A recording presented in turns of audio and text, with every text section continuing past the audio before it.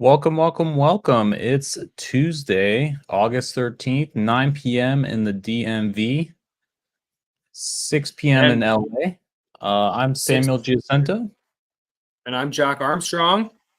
and you're listening to Tech Talk Live. Welcome to the show. Yeah, welcome. Got lots of tech to talk about. Oh yeah, I mean, I've been reading up on this data breach that happened. Finding some new information on it, essentially, but quite literally perhaps the largest data breach ever. And it's funny to say that considering every other day um, there is one. But essentially, we're talking around 3 billion records of, what appears to be first name, last name, middle name, suffix, date of birth, address, city, county name, street, zip, phone number, social security number, all the classics, for, you know, essentially. Now, we don't know exactly how many people, but it could quite honestly be, uh, a vast majority of the people in the US, Canada, Mexico. Um, I guess the data is split between two files, one with 1.6 billion rows and the other with close to a billion rows for a combined total of almost 3 billion Crazy. unique records. And it's pretty scary. From this point, I guess the source of origination appears to be National Public Data. It's a service by Jericho Pictures Incorporated, for, I guess, criminal background checks and, I guess, a data aggregator service. Wow. So they So, were supposed to keep our data safe, and they didn't do it. They didn't do their job. I wonder what are the repercussions? Like, are they gonna be fined for this? For all the damage that now every American has their social security number out there, and theoretically this will now be, a much higher risk of some sort of identity theft. I mean, America's already a huge target around the world, but now with this leak, I can imagine it's going to be even worse. well, no, absolutely. I mean, when it comes down to it, obviously stealing an identity, just, you need current information, which appears to be, I mean, from the people that have been verified. I'm reading, this is from Troy Hunt. He's a cybersecurity researcher and has a pretty well documented blog post. I'll send this over to you on this. This is the best I found so far on this specific breach, but he does break it down really into kind of the data sources and just where it's been popping up in terms of, the darknet forums, and whatnot. But it Wow. appears to be, just complete, comma separated value files of, I mean, really, I mean, perhaps every identifiable piece of information you could use to open or create a new identity. Um, Although, obviously, Mhm. like with a lot of these leaks, the organization leaves something to be desired. A lot of random strings, from various sources, people underscore data dash, a bunch of numbers, and there's just a lot of, there's a lot of chafe in there, but apparently accurate information. Um, Including, he was able to find himself in the leak, Troy Hunt at least. Um, so Wow. it's quite, yeah, quite possibly the largest data breach ever. So if And yeah, it should be noted that this is financially motivated clearly, because with current information, there can be a lot of damage done. Yeah, in terms of someone's identity and all of that. so yeah, I mean it's scary, and other than, I mean, freezing your identity, at least, placing a freeze through the big three: Equifax, TransUnion, and what's our third? Experience. Experian. Ah, how could I forget about them? Classic. Other than placing a freeze on your credit, there's really not a lot you can do as a consumer. You probably won't be compensated for it.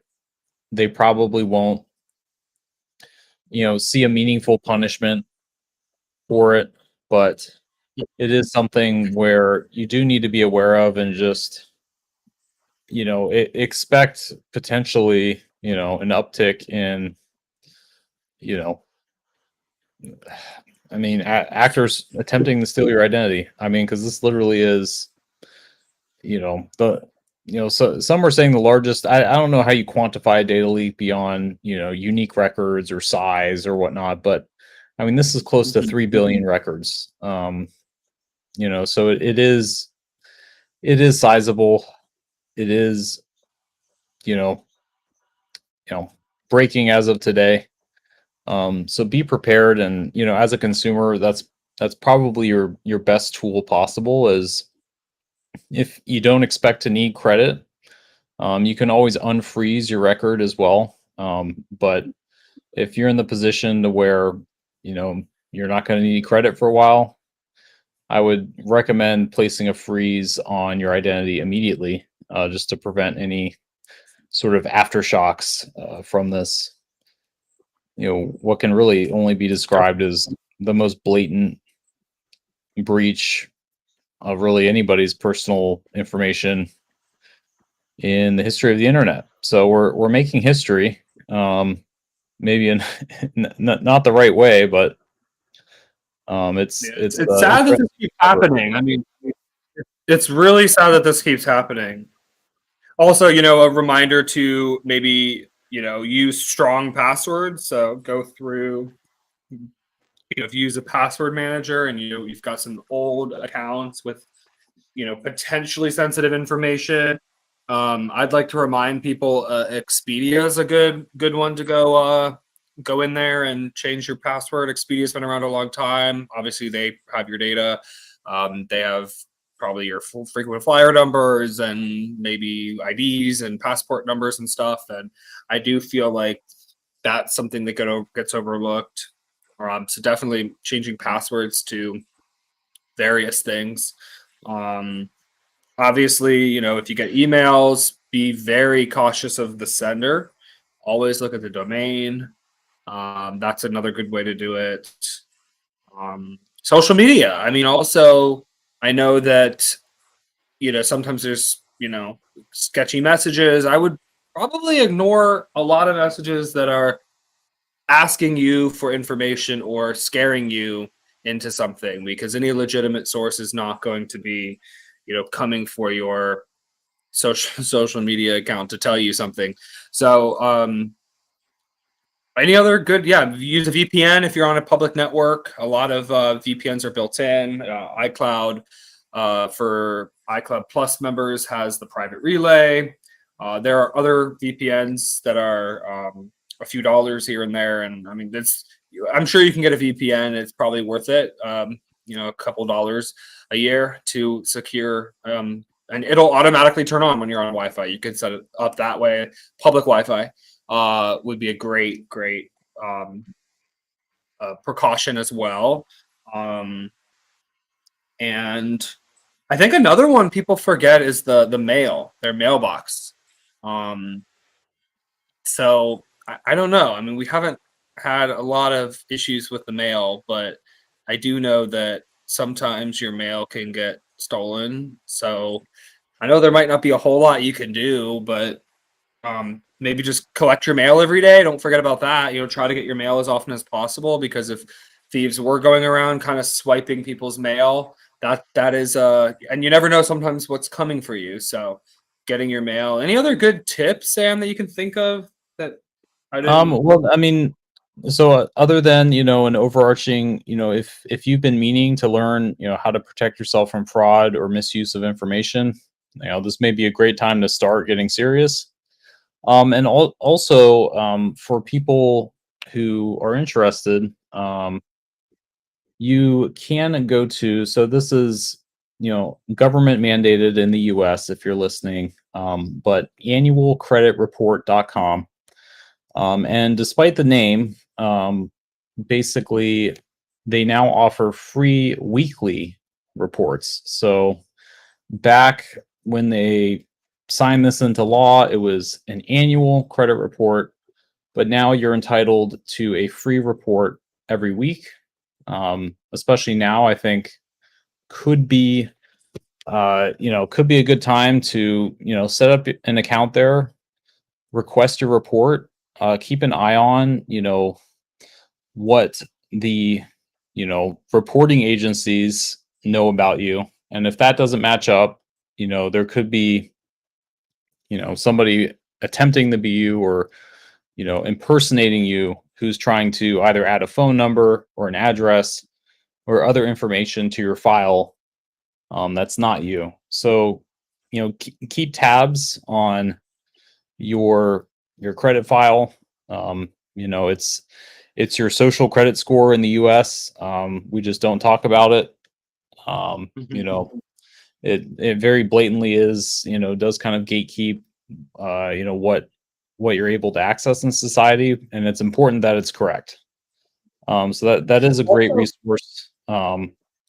And it's annualcreditreport.com, and it is the we only, federally authorized source for this. Everything else attempting to sell you, or, sell you access to this information, you're entitled to it for free every week. So check it out, and just make sure everything's kosher on that. And also, another good thing everyone should be doing, especially for anything financial, and I know from personal experience that I wasn't as good at this in the past, but highly recommend setting up two-factor authentication wherever possible. Again, especially with things that are financial, or things like your email, or even your social media accounts. A lot of places will allow two-factor authentication, and that's obviously a great second step, to make sure that, when someone's logging into your account, if they're attempting something, that they won't have that code. Even better than two-factor authentication would be, well, I guess it's physical security key, but you'd be surprised, a lot of places actually don't support that. A lot do, but a lot don't. But yeah, if there's, in security settings, if there is a way to secure your account with two-factor with your phone number, as a text message or phone call, really, really good habit there. And then security key is definitely the best. I know a lot of new sites and old sites. Well, it's a new thing, I mean, but they're doing passkey on iPhone, Mac, and I know Android. It also works. I'm not as familiar. It usually seems to come up when I'm on the Mac, but if you have the ability to use your Face ID or your Touch ID, to save a passkey for that website, that is a great way to. It doesn't really replace a password, but it is another step to make sure that that's physically you, the next time you go in, including, if I believe, if you're on another device. I'm not too familiar with passkey, but if you're able to enable that as well, or if you're prompted, passkey, definitely an extra layer to set up. Highly recommend anything that's financial, really securing these accounts, because if you are like many Americans and have multiple credit cards, multiple bank accounts, and if one of them is not safeguarded, and turning alerts on as well, making sure alerts are on for all accounts, for any type of alert, any alert. If the card uses $1, report, you should get an alert. So yeah, I mean, hopefully we don't see a whole lot after this, but I mean, when this much information is hacked, that there are going to be tons of people exploited, and it really, caution going forward. So, yeah. And to kind of elaborate, I mean, another significant advantage of passkeys is, they hopefully, eliminate phishing attacks in the way that only the original site can issue a passkey, and verify that. So, essentially they can't be used on malicious sites since they're technically bound to the original site for which they were created. So that is kind of another layer of, you know, it is, sort of the next technical iteration beyond, a username password, and that, if Google issues a passkey, it cannot be used on, goggle.com, or Mhm. a domain that, appears similar or is malicious. So that is, it's still a relatively newer technology. I mean, a few services, I mean, Google, GitHub, Uber, Amazon, are, all support it so far.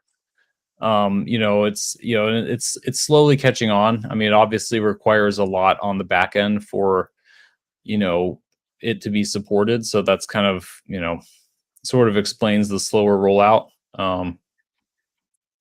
But if it's an option, definitely consider it. I mean, it's a simple and secure alternative. You won't forget anything because it's usually a biometric, via Touch ID or similar, Face ID.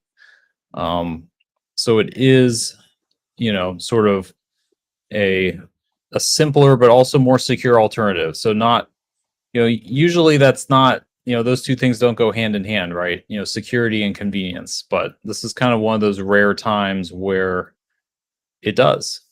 So Yeah, think about it, definitely. consider it.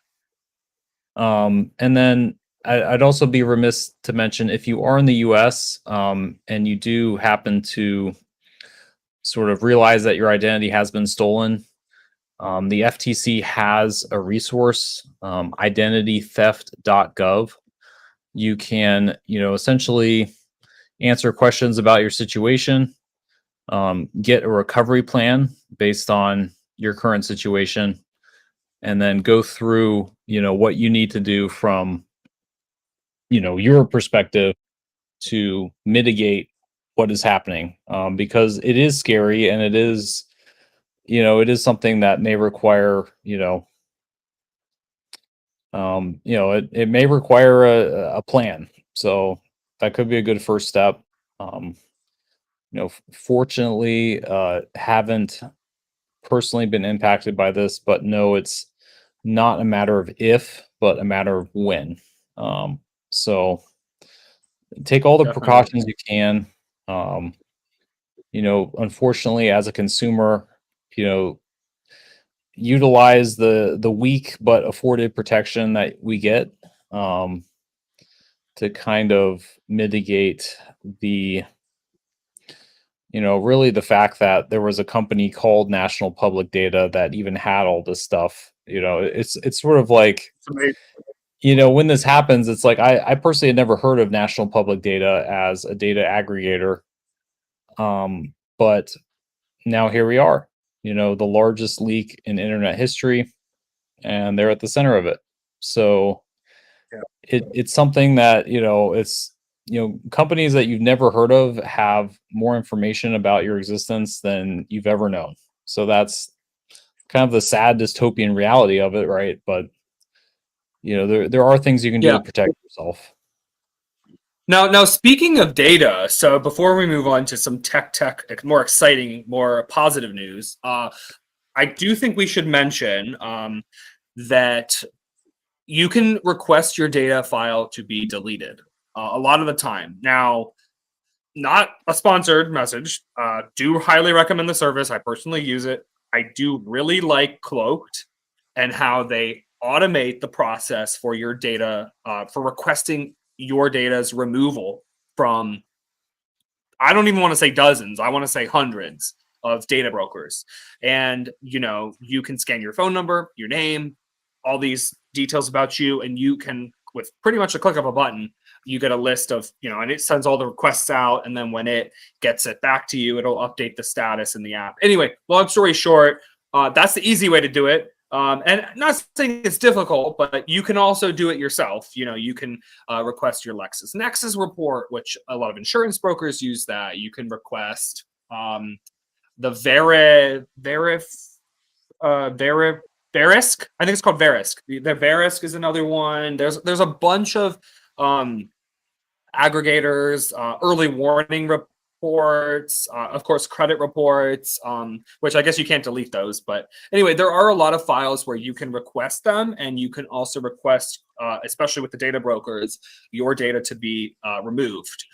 So that is another step so that you're not on these platforms. Obviously, some of them you can't remove yourself, but a lot of companies do have to comply with requests to remove your your line, your name, your file, your information from their database. And you can use a platform like that. There are other platforms. Cloaked is not the only one. I have seen ads, and I have heard about other ones. They don't come to me off the top of my head, but there are other platforms that will help you remove your data. And then also, another thing that I do think, I don't think this is a myth, but I do think it's something that a lot of people don't talk about. But I do think that let's say email, right? I don't think you need to be going and deleting all your emails unless someone's going to get access to your email. But I do think that when I look at the Rabbit device that's sitting here with me, it logs every request I make. Now, look, that can be nice if you said something last week and you want to go back and look at its answer or look at what you said. Or maybe if someone's using your device without you knowing it, maybe you can see what they're asking it. And maybe if it's a kid, maybe making sure that, they're in line with whatever they're supposed to be asking it. I don't know. But so it is good. But the more you use a device like this, whether it's, and I don't mean this as, just one, I'm not zeroing in on this, but I think you should be conscious. Would you agree, Sam, about deleting certain things, like maybe your browsing history occasionally, maybe your AI? Do you really need Rabbit to know your data endlessly? Maybe say, 3 months, the last 1 month. So I do think going in and changing the settings of data retention can also be, a little bit less. It's not, your identity is not going to get hacked because of the AI, but I guess it still is your information, and it still is your private, it still is your information in your private life that this thing starts knowing more and more about you. And, I do think it can be also beneficial to, maybe go and, change, delete your browsing history. Because people really need years and years of your browsing history. Maybe they only need the last 6 months or the last 1 month. I mean, just as an example. So that's another good way to I guess protect your privacy more than your identity. But no, I mean, you're absolutely right. I mean, that is the pragmatic thing to do, and I would absolutely recommend that people do it. Obviously with the big caveat here is, there's really no way to audit, the fact that, oh, well, I told them to delete my data, I told them to retain it for 3 months. And maybe to, when you go in to Google Takeout and download your data, oh, I only see the last 6 months, right? So that means they fulfilled my request. Not to be so distrustful of these, monolithic data broker corporations, but not being able to sort of audit, it's like, oh, okay, your data is deleted. Now, obviously, still, engage in that way, and still, obviously, enable those privacy-minded, settings for retention. But I think it's also another thing of like, well, who's checking up on them, to ensure that they actually followed through? And the answer is like, True. as a consumer, you can't. We're kind of back to the same, place where we started, where it's like there has to be some implicit trust in their processes, which has been violated again and again and again, over the past 10, 20 years, as soon as the internet became a relevant topic of conversation. I mean, it's good to think that Google, or Rabbit, or any other company. I mean, I'm just picking on Google specifically because we are going to talk about their keynote today. It's it it does make me feel better to submit a request like that, but to follow up on it, no one really knows what happens in the monolith of, Google's services or Apple services, or, I mean, they may delete your data, they may not. I mean, who knows?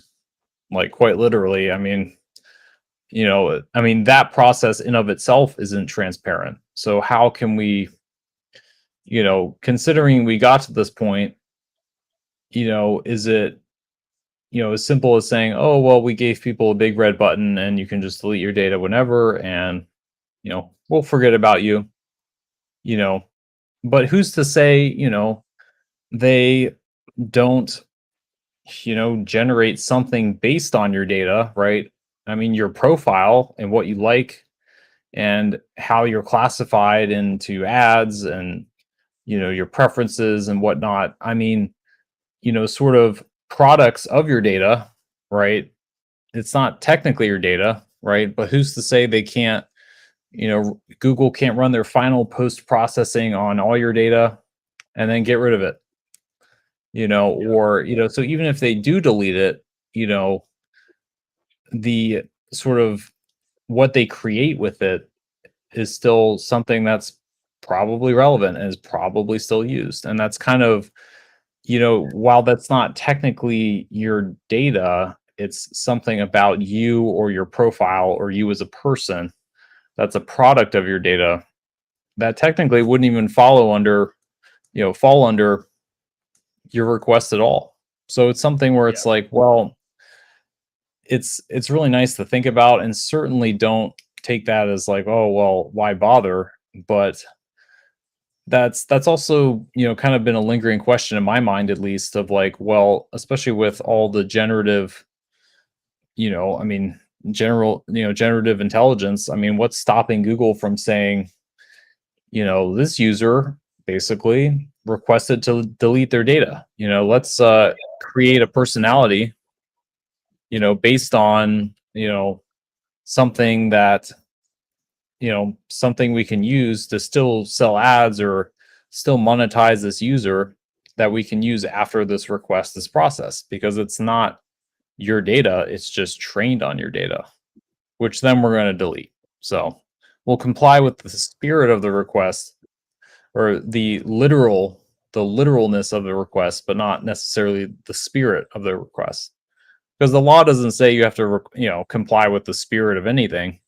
It's very literal, it's very specific, for good reason, with consequence, is that, Yeah. who knows if it covers, products, or, derivatives, I guess, of what you're requesting to be deleted. And I Yeah, think there's no that's way to audit that. Yeah. I mean, you can keep submitting the request. I think that's what a lot of these companies. I was looking up alternatives. You might have heard of LifeLock, ID Shield, Identity Guard, ID Force. Costco even has something called Complete ID. Aura's great. I use Aura Cloaked. I do think, it's just one step in the puzzle. Especially after this type of a hack, with basically every American social security number is out there now. So stay vigilant, change your passwords, use a password manager, use two-factor authentication. Also, you know, I'm a huge fan of Helium Mobile. Try to see if your carrier has a way to protect you from SIM swaps. I mean, this is also an extreme vulnerability. So don't forget, there are a lot of ways to protect yourself. Obviously, having very strong passwords, probably your best option. Securing your credit. locking your identity, locking, with the 3 credit bureaus, lock your file. That way, at least it can prevent, unauthorized access. So stay careful out there, everyone. Yeah, no, a lot of the burden falls on us as the consumer, especially in a consumer-based society. I mean, in the EU, God bless. I mean, there are a few, GPDR and a lot more, at least from a consumer standpoint, stronger protections. But it, a lot of us in the US, I mean, it falls on us. You're free to, you're basically free to be anything. So it's also up to you to be informed for better or worse, and protect yourself for better or worse, from threats that did not exist 10, 20 years ago. um and maybe identity theft has always been a thing, but it's been kind of supercharged by the internet, and the fact that information is very easy to obtain and utilize and exploit. So maybe same crime, different different actors and different methods, all of which are, you know for a consumer, pretty scary stuff. I mean, it's certainly not becoming any easier when a majority of your life is online, and that's where a lot of this stuff lives. Oh, totally. Well, we've got some exciting news about Google, but before we move on, a brief message from our sponsor, Before Sunset AI. Before Sunset uses AI to optimize your to-do list, improve your schedule, optimize your productivity with AI so you can get more done during the day. You can use AI to create subtasks, actionable items, and work environments with AI and soundscapes to maximize your productivity. Use promo code Tech Talk Live when signing up. Save 25% off of your subscription and support the show. Yeah, no, it's a very interesting thing. I mean, it sort of creates, I mean, you have, visuals, music to kind of cater your work environment. When Jack showed me, it was very, certainly a very interesting use of, a lot of the times you have a YouTube video open playing background music. It combines a lot um, of the commonly used tools, at least for achieving the quote flow state. So definitely consider it. And coming soon, a blocking feature so you can stay productive. You should, maybe not using Facebook at work or during work hours. You'll be able to limit what you can do. But yeah, making tasks and optimizing your calendar automatically with AI, it's worth a shot. And again, use promo code Tech Talk Live, save 25% off, and support the show. So yeah, moving on to Google's announcement, the Pixel 9 Well, a and few Gemini. Pixel 9s, honestly. Four to be Few exact. Quite quite the announcement from Google today. I guess a few months earlier than expected. We got the Pixel 9 family of smartphones, um, and watches and earbuds. So depending on how much of your life revolves around Google, we just spent half an hour trashing Google. So this will be interesting. But very compelling options from the big G, when it comes to their mobile phone hardware. I mean, first impressions, very iPhone like. I mean, we're talking, flat sides, glass on the back. I mean, have you looked at, kind of the devices, Jack? I mean, what are your thoughts? I was just going to say that. Yeah, you read my mind. It really does. The Google logo looks just like on the back of the iPhone. It looks just like that, where I don't know, they've made it bigger. They've really made it bigger, where on the Pixel 7, Pixel 8, it is a little bit smaller and a little bit more discreet, I feel like, where I think they've made the logo the G a little bit bigger, almost iPhone, almost Apple logo size. But yes, no, also, yeah, same glass on the back. Yeah, I mean, I would agree with you. It looks very similar around the edges, to the iPhones. Also, the price has increased, and the big selling point here is AI, of course, and Gemini. So, will it be enough? Will everyone run out and buy these? I don't know. Well, we do need to talk about that because I guess Google has said that Google Assistant is dead and is being replaced with Gemini Live.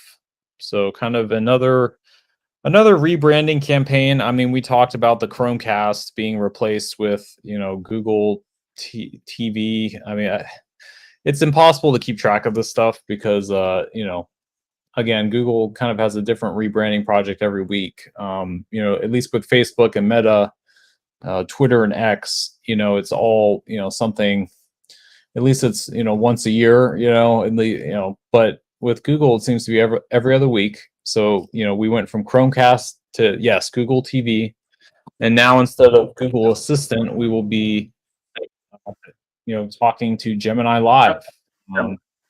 Yeah, it's funny. And also, I'd like to note, I feel like it's interesting because so far, correct me if I'm wrong, we don't really have. I know. So Apple's got, we're going to have AI built in, Apple Intelligence, right?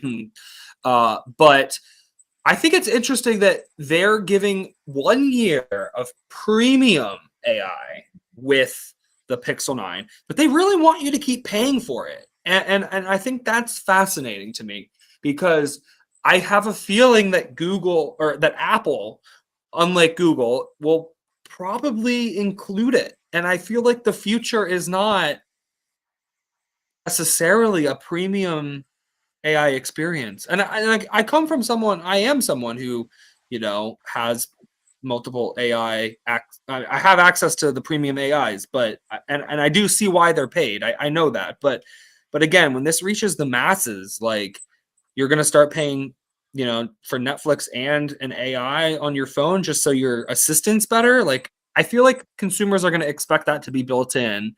And I have a feeling that they're going to be annoyed that they don't get more than a year of the premium and then their assistant just stops being as helpful. Does that strike you? I mean, it is sort of, I think part of a broader trend, right? I mean, we have not only hardware, right? Because, for example, the hardware changes aren't necessarily enough on their own to get people to upgrade, right? So let's, sort of tie the hardware in with a subscription, and just kind of, going on with that. I mean, the chip inside the Pixel 9, the Google Tensor G4, more or less is, somewhat similar to the G3 of yesteryear. There's a few minor tweaks and improvements. We're looking at maybe a little bit higher on the clock speed, a little, potentially rearranged, as far as the core count goes, in terms of the generation of the ARM Cortex they use. I mean, there's very kind of subtle and minor tweaks, a modem upgrade, but along with satellite connectivity, for limited use cases. But we're kind of reaching the point where, these sort of leap and bound hardware iterations, we're kind of plateauing, at least in a sense, as far as, how advanced the, how advanced the hardware itself is. But rather, if we can kind of couple our latest gen hardware with a subscription, then that provides really like a hard timeline instead of, well, my phone's still plenty fast and it's 3 years old, right? Well, it's going to be a lot less useful after a year because, well, there's a subscription now. So that kind of adds this very explicit timer to the device's functionality, which I think is this is a very calculated, it's very calculated, and it's for exactly the reason you would expect. It gives people, Well, they want to sell more. Yeah. yeah, exactly, an incentive to, hey, when the Pixel 10 comes out, oh well, like I have to buy this subscription, it costs like $100, and or put that $100 toward a new phone. And either way, Google wins because, well, the subscription is almost all margin, right? It doesn't cost Google a lot of money to provide the services. Well, we don't technically know that, I guess, in terms of AI costs, right? But traditionally, subscriptions have been very high margin. So there's very, you pay $100 and perhaps $60 to $70 of that is pure profit, you know, and that's, so there's no losers here when it comes to Google and Google, right? You either stick with your phone and buy a subscription, or you buy a new phone that comes with a new subscription. Yeah. And that's so the and I guess the most kind of uh distinct kind of sore thumb change of this whole thing is essentially the TPU, or I guess quote, I believe it stands for tensor processing unit, the AI kind of enclave, essentially a specialized subsection of hardware, powering the AI experience, appears to be the same as the G3 for the G4 chip. So, Yeah. essentially, like at least that specific, portion of the chip, um, you know, is quote unquote the same, featuring the same third generation Rio AI core as last year. Um, with a few software tweaks, I guess maybe dedicated memory allocation on the G4, but it's you know it's kind of interesting, at least from a hardware perspective. I know, Google obviously has to work with components that are off the shelf. They buy their modem from Samsung. They have an ARM, CPU core that's manufactured by Samsung. They're essentially, they have some say in the design, right? But they're still buying an off the shelf product. Um, I don't exactly know how deeply integrated or how much authority, Samsung gives Google to design or request, hardware integrations. But, it is something where, at least compared to Apple, is kind of um, you know, a disadvantage perhaps.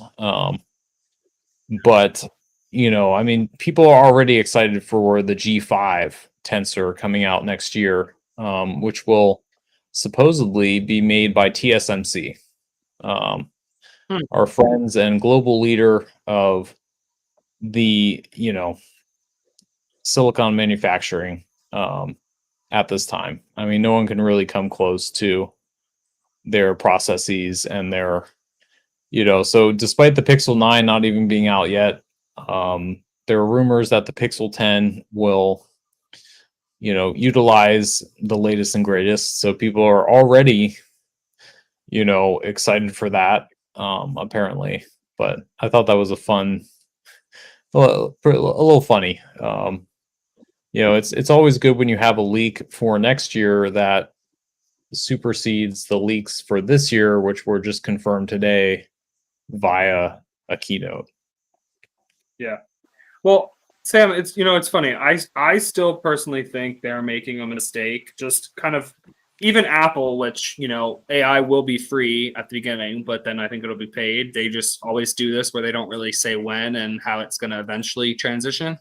I think Apple's smarter at the approach where Google immediately says you're getting a $240 value with your Pixel purchase for the Gemini, advanced, subscription. But I think people I think again that most people aren't going to care about that. And again, Google wants to sell more phones, and if you know they can just bake it into the price, I really have a feeling like it'll be better for Google in the long term. Um, yeah, I mean, I don't know what what else to say. Uh, I mean, really, the only reason you're going to get this is for AI. I mean, there's no other reason to get it. I mean, okay, the cameras are a little bit better. I mean, but again, like that's every year ever. I mean, most people don't need these devices. I mean, they're just, calling and texting their friends. Most people, think AI is cool, but they're not going to pay $240 a year for premium access. So I think it puts Google and Apple, but especially Google, in kind of a hard place where they right off the bat are telling you, get ready to pay up, but you got a year free. And I do think some features should be paid, and I do think the latest model should be paid. And I guess that is what they're doing. I mean, I guess that is what they're doing because you can get a free Gemini, I believe, already. So, anyway, I guess if it's important to you, you'll continue to pay. And I don't know. I mean, I guess it kind of makes sense. That's where this is going. But it's just, again, it's a new category. People are not used to paying for AI. I mean, some people are, but I think most people aren't, and most people don't probably care enough. So, I mean, for even basic tasks, GPT 3.5 does a lot. Claude 3 does a lot. There are a lot of cheaper LLMs out there, and so people have a lot of choices. So, I mean, look, the phone in your pocket, if you choose it to be a Pixel 9, then good for you. There's nothing wrong with that. It's a nice phone if it works for you and you like the experience. And they do have a lot of AI features, and the camera's really good. But I kind of think that, if you're in the market for this type of a device, it's nice. They're always making improvements, but you're not buying it necessarily for AI. I mean, but that's what Google's selling you. So, yeah, it'll be interesting to see. Well, and another sort Uh, of subscription curiosity I did want to point out is that we're still awaiting for Apple to announce the pricing for their satellite SOS features. I guess their support article was updated 2 weeks ago, but they sort of extended the iPhone 14 subscription for another free year to kind of buy them some time with this. But as another, and obviously it would maybe be a little bit bad of a PR issue, I would say, at least to know that your device has the capability to contact somebody in an emergency. But you didn't pay the $9.99 a month to I well, guess access it. So that is an interesting. I don't know if they're extending it for that reason, but it was kind of a point of curiosity for me because it has been over 2 years since that came out. And kind of curious what they've been doing with it. Like, yeah, likewise. Also, a quick note. Apple One keeps getting expensive. That's Apple's subscription, and Google One is Google's subscription, which Google does not seem to be including Gemini in that subscription, which would be great value. Of course, they also give 10% back at the Google store, so they definitely give some benefits Apple's not doing. However, I do think if Apple were to make this a premium feature, it would be included in that subscription. And I have a feeling that that's probably going to be the easiest and probably Apple's only way of promoting it. Because personally, I really do. I think that if Google goes that route, I think that and Apple goes that route with the satellite features, because that is an interesting point. I feel like it'll be included. I feel like you'll get SOS access in remote areas when if you ever need it in an emergency, but you'll probably have to have Apple One. So I feel like just be another way to do that. I can't see them. Can you see them putting it in Apple Care? I I could see them bundling it with other software services. I think Apple Care, I think it has a very distinct branding in terms of that it is for physical repairs as opposed to a software service. I am looking, I guess, the Google One plan. It's another genius marketing move, I guess, on Google's part is that there are 3 Google One plans, and in order to, I guess, access Gemini Advanced, you do need the Google One AI Premium plan for $19.99 a month. You can share with up to 6 people. So that's, that is, Mhm.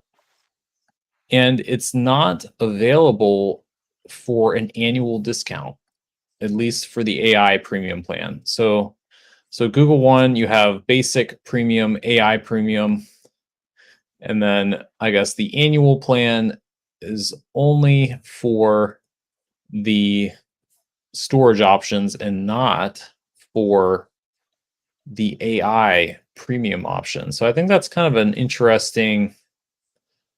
It's quite interesting because they offer a teaser rate for the AI premium. Understanding Google's branding is kind of, I'm just thinking aloud here because it quite honestly never makes sense.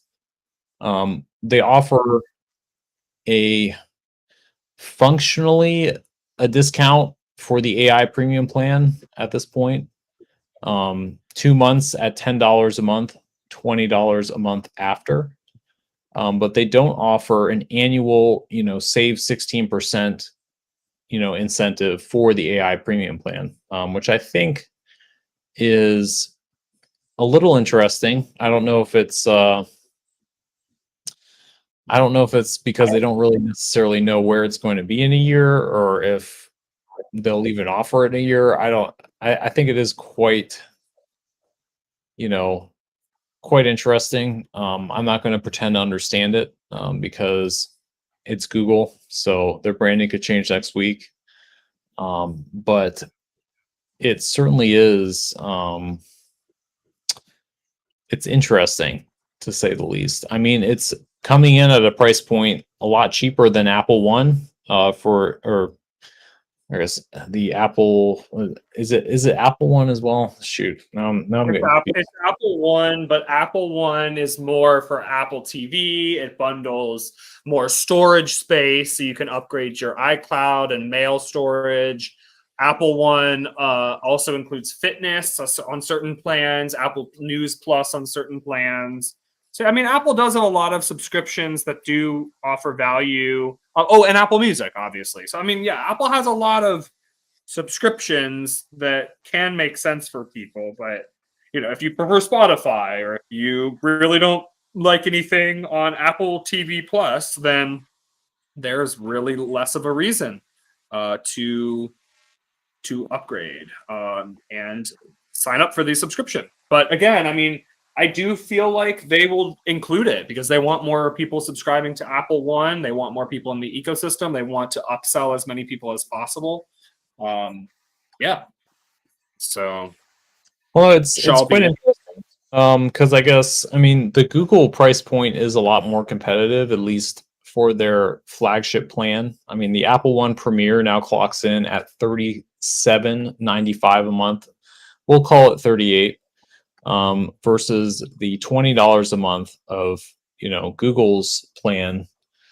So functionally, I mean, I guess from a value perspective, I think it's curious that it is more or less half the price for a lot of maybe the same features, maybe not. I mean, Apple obviously has a lot more from, at least the creative side in terms of TV, fitness, arcade, and a news offering, more so. But I think, I mean, the Premiere being almost $40 a month, it is quite a, you know, I mean, it's quite a, it's quite a jump.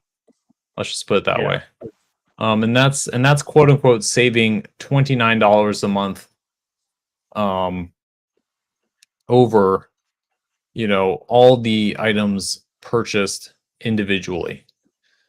So again, it's,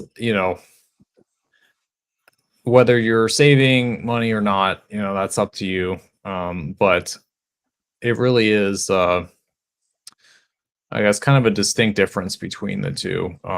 The price points of their ultra premium plan. Um,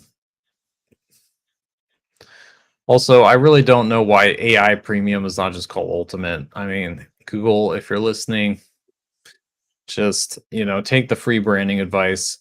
It's, yeah, I mean, basic premium and AI premium. I mean, really. Yeah, I know. They never, yeah, they don't get it. It's funny. Well, yeah, they've always had a branding problem. I mean, it's the Google way, essentially. So Well, they just change their minds so much. Like they can't just stick with something. That's what's most noticeable. I mean, it's fine to change your mind. It's fine to. It really is. It's fine to rebrand things, but when they do it nonstop, it's almost like they're admitting a mistake, right? Like that's how I see it. It's like, well, you do it so often, it's like you admit it's not working. Okay, like it's funny, well, I mean, right? and they can't get away with it. I mean, simply because, I mean, there is a website dedicated to this. I mean, if you have a few minutes one day and you just want to see, killedbygoogle.com, Oh um, yes. they've essentially, of all the services, apps, and hardware that they have killed off, yeah, I mean, Google has axed 296 products. Um, That's quite a so lot. between, the Over Chromecast, how which we long? talked about, well, since their inception, I guess. Okay. I mean, I mean, I guess the earliest thing that they killed was Google Desk Bar back in 2006. I mean, the thing is, like, it's, they have a long list of, trying and, I don't know, trying and not trying things. I mean, some of the stuff, it's like, it is pretty funny. I don't know. But, Well, we'll have so to see how the Pixel is and how the Gemini works. I mean, so I already have Gemini, so we know. yeah, and honestly, we may have to do another AI shootout. When it For comes down to sure. it, Yeah. we may have to do. I know we did one, 6 months ago, right? I mean, but the landscape has changed so much since then that it really has, you know, we really do have a full new suite of products from essentially every competitor that we touched on. Between, Sonnet, Gemini Advanced now, and then GPT 4.0. So, and speaking of GPT 4.0, I wonder when GPT 5 is coming out. Wonder if there's Oh, any. yeah. I heard rumors end of the year. I did hear rumors it's at the end of this year. So we'll see if what's on track. I have a feeling it'll be delayed. I have a feeling, they're going to need to make a splash if they're going to, parade around like it's the best one. So yeah, but it'll be interesting to see. That's for sure. That is for sure. Quote, GPT-4 is the dumbest model any of you will ever have to use again. Sam Altman. So Wow, yeah, well, that'll be fascinating to see what goes forward. yeah, Anyway, absolutely. well, we'll keep you updated here on Tech Talk every Tuesday. So Yeah, tune in we're here. every Tuesday. We'll talk tech, latest news, app, or innovation. Anything is fair game. And we'll be back next Tuesday at 9 p.m. Eastern. 6 p.m. Pacific. I'm Jack.